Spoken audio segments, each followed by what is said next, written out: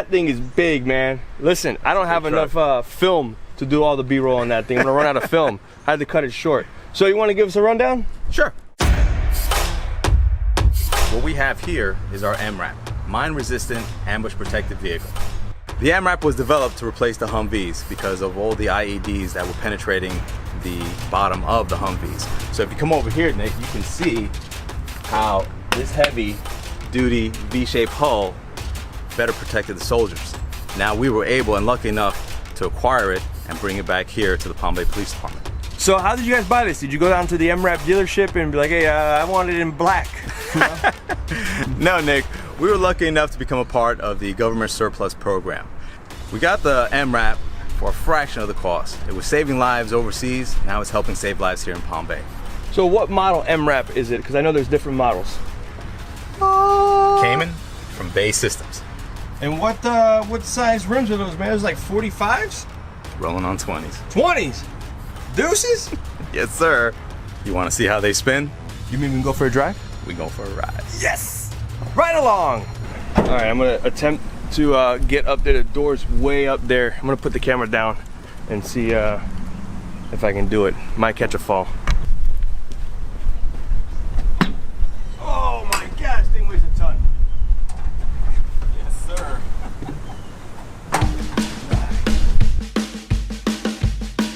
Oh man, this is legit a cockpit, man.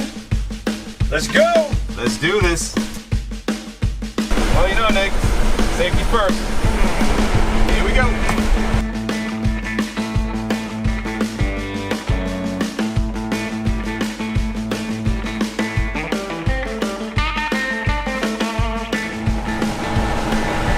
What's that little doohickey?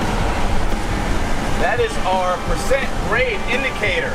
Lets us know how much the MRAP is tilting to the left or to the right. We want to stay in the black, never in the red. We taking a traffic stop or are we going somewhere? I'm gonna take you to a special place I hold near and dear to my heart. The Palm Bay Police Department Training Center. Training center? Yes, sir. All right. How big is the range? The range is about 40 acres. 40 acres? That's like Disneyland. Just about, Nick. We have tactical pits. We have an obstacle course. We have a dive pond. We have 2 moving target system ranges. We have a 200-yard range, a 450-yard range, and a tower that's on the 450-yard range. Woo!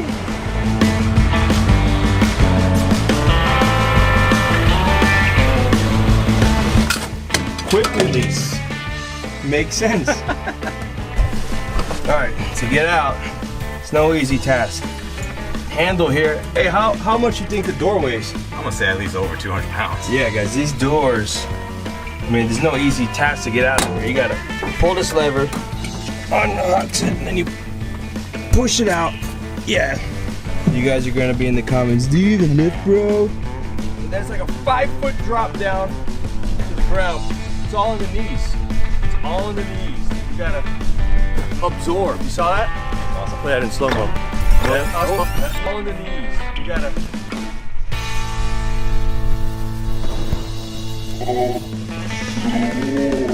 And run down to the vehicle and go. All right, Nick, so a lot of the equipment that came on the vehicle was standard. We'll start here. Here is the winch that came with the MRAP.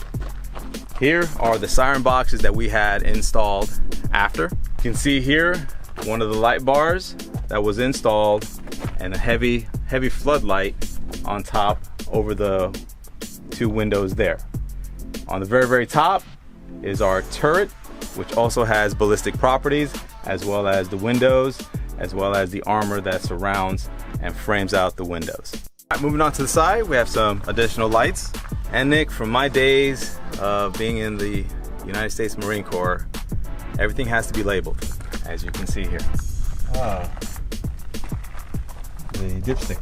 Again, Nick, come check it out. This is where you have to put the washer fluid in. Ah, this is foolproof. Open the door from. Guys, these are like sight words.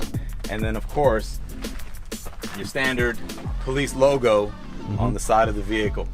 All right, Nick, when we got the MRAP, it wasn't this color.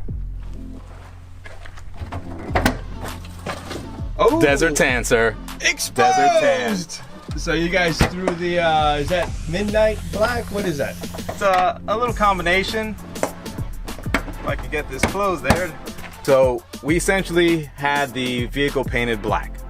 But as you can see, the Florida sun has its say. You got 3 windows up there. What are those for? The windows there serve as observation for the operators are inside the vehicle, especially since the truck is so high. So if you look up there, we have a turret, which is a good observation point that is used by some of the operators during particular scenarios where we have to drive the truck up nice and close, get a good vantage point. The MRAP provides that for us. So I believe up in Sebring, there was an incident where a suspect was there and started shooting hostages and actually killing them. And they had to utilize the MRAP to ram the front of the bank in order to gain entry. Watch as a SWAT team in Central Florida rams right into this SunTrust bank, moving in on a gunman they say just shot and killed 5 people inside. So that's just another way that the MRAPs can be used at a local law enforcement level. Also, there were some other things you were talking about how you guys utilize this. You want to let them know? Absolutely, Nick. During our last hurricane, the police department utilized the MRAP along with a bunch of the SWAT members to provide any kind of assistance to folks that weren't able to leave. The MRAP was deployed that night and throughout the night to areas that were couldn't pass with a typical vehicle. So there's a lot of different ways you could use this as a police department. Yes, absolutely. Hey, Nick, forgot to mention something very important, the run flat system here. What do you mean run flat system? Basically, if for whatever reason something punctures this large tire, the run flat system engages and prevents the tire from completely going flat. What? So we're at the back of the MRAP here. As you can see, we have additional floodlights in the back, additional strobe lights back here, and your standard lights as the truck is driving down the roadway. You have your heavy doors here, a ladder here, so if an operator needs to get to the top of the truck, and at the top, very, very top, you can see we have additional lights there as well. Mm-hmm. And once again, the SWAT logo nicely displayed there. Nice.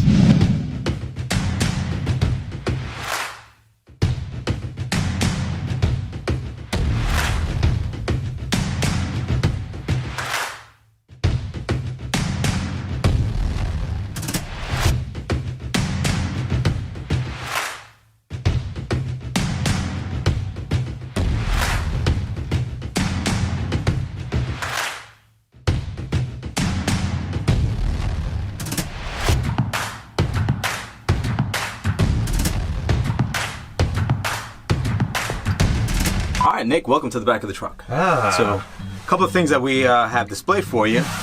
My favorite, the Thor hammer. Thor hammer, what do you use that for? Breaking open doors. Okay. We have an entry toolkit here, a pair of bolt cutters, Halligan tool, and a hatchet / hammer. Those are flakes. Nice. All right. Kind of like Thor's axe in Infinity War. Absolutely. All right. You gonna go see Endgame? Yes, I am. Already got tickets. Already got tickets. All right, here we go. All right, so Nick, each operator sits on top of basically storage boxes. Okay. So we can comfortably fit 2 operators, so 2, 4, 6, 8 in the back, and then your driver, and then your basically your co-pilot in the front. Okay. Now here, Nick, we have our ballistic shields. All right. 2 are present today. One of my favorite tools is the break and ray tool, used for breaking open windows, porting them, clearing all the glass. The hook is designed to hook anything that needs to be removed, curtains, blinds, and so forth. That was made in Forged in Fire? No, Nick, no, it wasn't. Ooh, got a little bit of weight to A her. little bit of weight to her. This is our breaching tool for doors. Ugh. I see you have a little flashlight on the front of the shield there. little window so you can look through, huh? Yes, sir. So the porthole and the light is used obviously to blind and to have the operator see what is in front of them. So then you have the ballistic porthole here where the operator can see what's in front of them and then notify the rest of the cell team that's covered behind the shield. So all you Blitz fans on Rainbow Six, there you go, live and in person. All right, Nick, so right next to our shield is our pole camera system. And then right next to that is our, what I like to refer to, the bouquet of flex cuffs. Flex cuffs. And then here you have what you saw earlier, our less lethal 40mm launcher.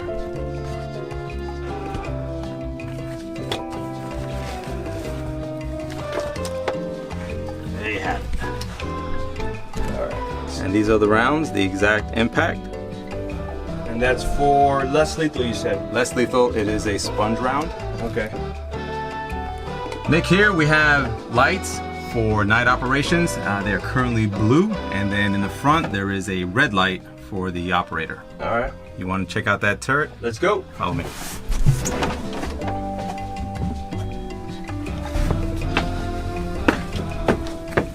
This is how you get into the turret. So if you look around, the turret has gears, so the operator can move it left, right, and to the back. All right, and then you just stand up. All right, that's it. Can I have a go? Absolutely. All right.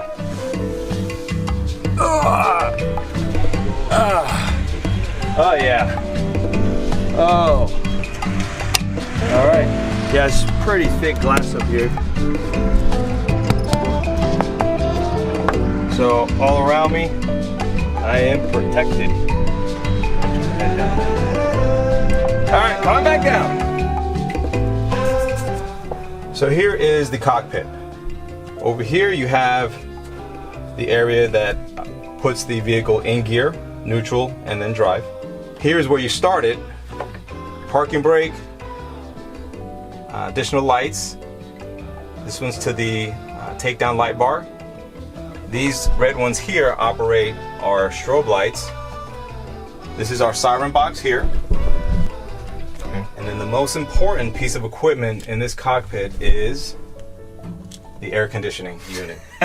Here, and then this one works the rear. So do you have to get trained specifically for this? Because there's a lot of switches, and this is not like jumping in a Camry and turning the key. So I see a lot of buttons here. Is there like a special course or something you guys got to go through? We run an in-house course. We do have former military personnel that have operated and were trained on the MRAP, and they turned around and trained us on it. And a lot of the switches, a couple of switches that I just showed you, they were add-ons for the police lighting. Speaking of lighting, is it the light show time? It is the light show time. Let's go.